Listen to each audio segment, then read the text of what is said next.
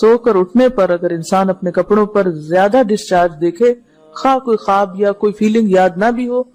تو پھر غسل کرنا ضروری۔ معلوم ہوا کہ عورت یا مرد نیند سے اٹھ کر اگر تری یعنی نشان منی دیکھیں تو یہ احتلام کی علامت ہے، لہٰذا ان پر غسل کرنا فرض ہو جاتا ہے۔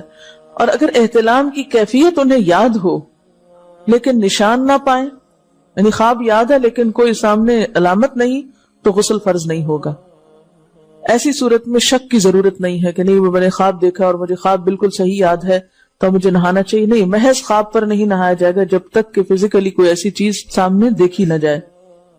حضرت ام سلمہ روایت کرتی ہیں کہ میں نے کہا، اے اللہ کے رسول صلی اللہ علیہ وسلم، میں اپنے سر کے بال خوب مضبوط گوندتی ہوں،